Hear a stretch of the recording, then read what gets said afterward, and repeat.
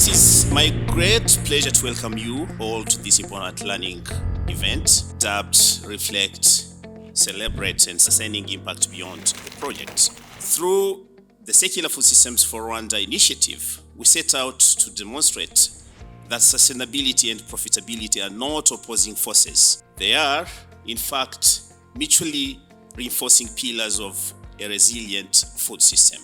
Africa's food systems are actually facing what we call a polycrisis. A polycrisis that is comprised of three elements.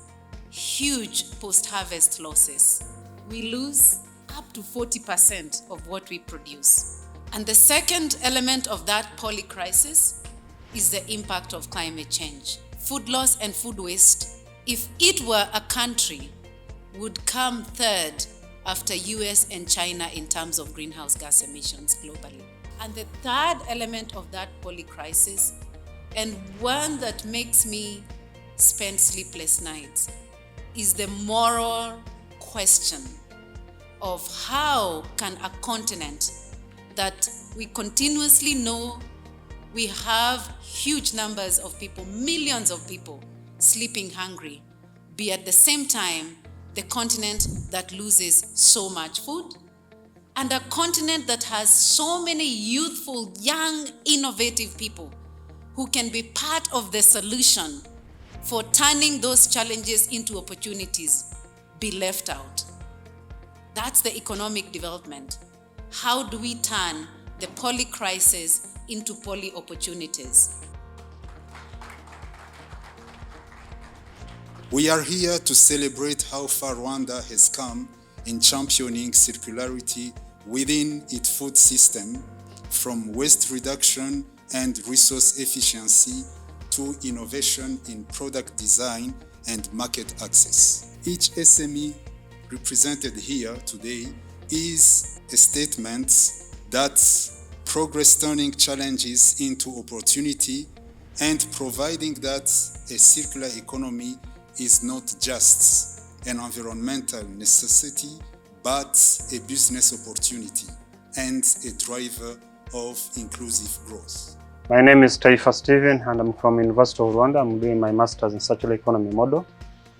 It has been, first of all, a pleasure to participate in this learning event. And the one key takeaway I've noticed is that at least, though circular economy model is a very new concept, but at least I've seen that the governments and the SMEs have started learning a lot, have started understanding what is a circular economy is and circular food system, basing on what we saw yesterday and even from testimonies we saw from different SMEs that have been participating in this learning event.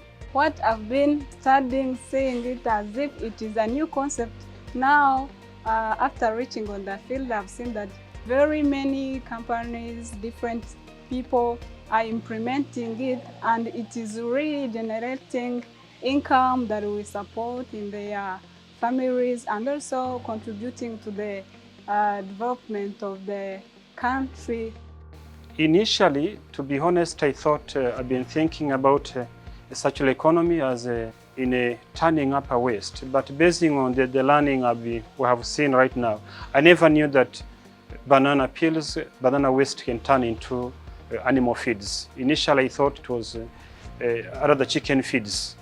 I thought initially it was something else. It can turn into manures or other compost, but I didn't know that it can turn into animal, rather chicken feed.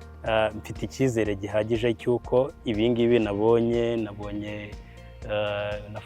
umwanya wo kubikora n'intoki zanjye n'ababikora twisanisha nabo uko bisa kose, nanjye ndumva mfite ibyiringiro by'uko ngomba kubishyira mu bikorwa, nanjye bikama amafaranga, kuko natunguwe no kubona harimo n'abantu bakuze bashobora gutekereza ni gute ibi nabikora bikama amafaranga.